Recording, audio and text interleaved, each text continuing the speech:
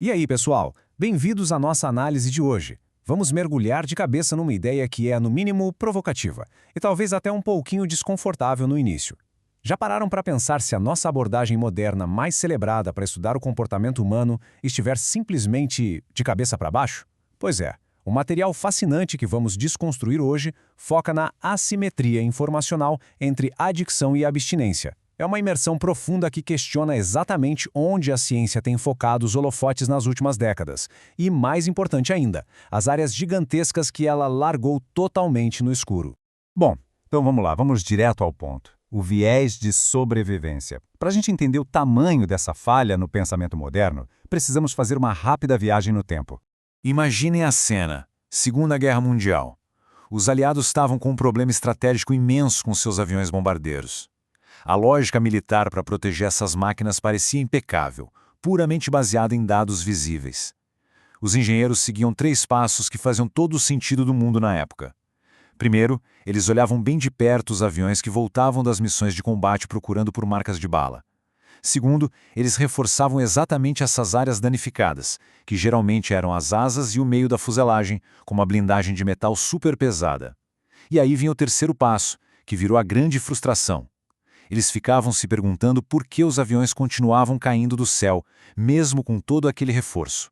Existia um ponto cego monstruoso nessa análise. Foi então que um estatístico brilhante chamado Abraham Wald teve uma sacada simplesmente genial. Ele olhou para aquilo tudo e percebeu que a equipe militar estava cometendo um erro clássico. Eles estavam ignorando completamente os aviões que estavam no fundo do oceano. Wald apontou que aquelas marcas de bala nos aviões que voltavam mostravam apenas onde a aeronave podia tomar tiro e ainda assim continuar voando. O perigo real, fatal mesmo, estava nas áreas que voltavam intactas, como os motores e a cabine. Porque as aeronaves que eram atingidas ali, bem, elas simplesmente nunca voltavam para contar a história. A frase dele mudou tudo. Blindem as áreas que não têm buracos, porque é lá que um tiro é fatal. Essa orientação totalmente contraintuitiva mudou o curso da aviação. O que nos leva à nossa parte 2, o monopólio da ciência. Essa história impressionante dos aviões nos leva direto para o núcleo do nosso material de hoje. Acontece que a ciência moderna, especialmente quando estuda a mente humana e os vícios, está cometendo literalmente o mesmíssimo erro metodológico daqueles generais. Está todo mundo olhando obstinadamente só para os aviões que caem. O material aponta que existe um fenômeno estrutural muito curioso por trás disso, chamado cientificismo. Basicamente, é aquela crença dogmática de que o método científico empírico é a única lente válida para se obter conhecimento real sobre o mundo. E olha, o método científico é uma ferramenta espetacular para medir objetos físicos, reações químicas, mas a fonte faz um alerta crucial. Ele vira uma ferramenta inútil quando a gente tenta usar essa mesma fita métrica para medir o valor intrínseco da dignidade humana ou o mérito de uma recuperação moral profunda. Não dá para colocar superação num tubo de ensaio, percebem? É por isso que o autor, Pericles Zimmermann, traz essa declaração fortíssima. A verdade não é monopólio da ciência. Isso é um baita chamado à humildade intelectual, tanto na academia quanto para todos nós. Ele argumenta de forma muito clara que a lógica pura, a história e a gigantesca subjetividade da experiência humana carregam verdades profundas que não cabem numa placa de Petri. Quando a gente insiste que só o que é empiricamente mensurável é real, acabamos amputando dimensões inteiras que nos tornam humanos. Entrando agora na parte 3, a assimetria da adição. Como é que essa filosofia toda e a história dos bombardeiros se aplicam de verdade na prática clínica de hoje? O contraste aqui é gritante. Pensem bem. Hoje, a ciência promove um estudo hiperbólico, quase obsessivo da adicção. Bilhões de dólares são despejados para dissecar cada mínimo aspecto neurológico das recaídas, das fissuras desesperadoras, de todo o colapso do indivíduo. É a ciência mapeando minuciosamente os destroços do avião em chamas. Em contrapartida, do outro lado, a gente tem a abstemiologia. Esse é o campo focado nos sobreviventes. Ele investiga a mecânica prática de quem efetivamente venceu o vício e continuou funcional. Só que, incrivelmente, o estudo dessa autocura é escasso, tratado muitas vezes como se fosse um mistério indomável ou mera questão de sorte. E para a gente entender o quão grave é essa assimetria na prática, é preciso olhar para os prazos. A grande e chocante realidade apresentada nas fontes é que a esmagadora maioria dos dados sobre recuperação, inclusive nas pesquisas da Organização Mundial da Saúde, rastreia os indivíduos só numa janela de tempo estatística curtíssima. Estamos falando de 6 meses a, no máximo, 2 anos de sobriedade. Essa limitação de tempo cria o que o autor define como um verdadeiro apagão de dados. Falta completamente um acompanhamento longitudinal e exíguo de pessoas com 15, 20, 30 anos de sobriedade contínua. Em essência, assim que um indivíduo deixa de ser um paciente em crise aguda e estabiliza a própria vida, a ciência simplesmente apaga a luz e para de prestar atenção nele. A gente perde a oportunidade de ouro de mapear como funciona a evolução da resiliência a longo prazo. Chegamos na parte 4, o paradigma da abstemiologia. E é exatamente para corrigir esse ponto cego monumental que surge esse novo paradigma. Bom, o que é super interessante aqui neste slide é que a abstemiologia não busca aquelas historinhas inspiracionais de superação. Não.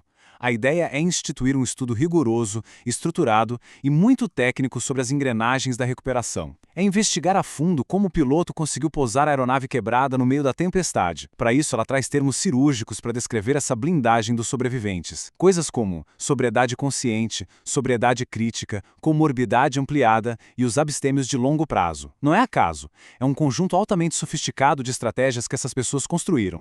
Para deixar isso mais palpável, vamos pegar a sobriedade consciente. O que isso significa no dia a dia é fascinante. Não é só a pessoa sentada no sofá, cruzando os dedos esperando a vontade de passar. Muito pelo contrário. É uma mecânica mental diária e extremamente ativa. Trata-se da capacidade da pessoa de reconhecer o início de um impulso perigoso e aplicar freios cognitivos deliberados. Isso todo santo dia, sem exceção. É uma proeza real de engenharia mental, galera. Literalmente o equivalente a desarmar uma bomba relógio interna repetidas vezes. Parte 5. A engenharia da superação. Como vemos, tem toda uma mecânica envolvida, mas a falta de estudo profundo tem gerado um problema gravíssimo na medicina. E isso ilustra brilhantemente um perigo real, o caos linguístico. Toda essa engenharia da superação salva pessoas diariamente, mas como o estudo disso não é levado a sério com o mesmo rigor que a adicção, os termos começam a se misturar nas clínicas. Muitas vezes, a moderação é tratada como se fosse sinônimo de abstinência. Só que, pessoal, moderação é uma estratégia de redução de danos para quem ainda tem certo controle. Abstinência é o corte total. Imagina um paciente com uma vulnerabilidade biológica severa que escuta um conselho vago para apenas moderar. Isso pode custar a vida dele. Então, ter esse vocabulário preciso não é vaidade acadêmica de jeito nenhum. É sobrevivência pura.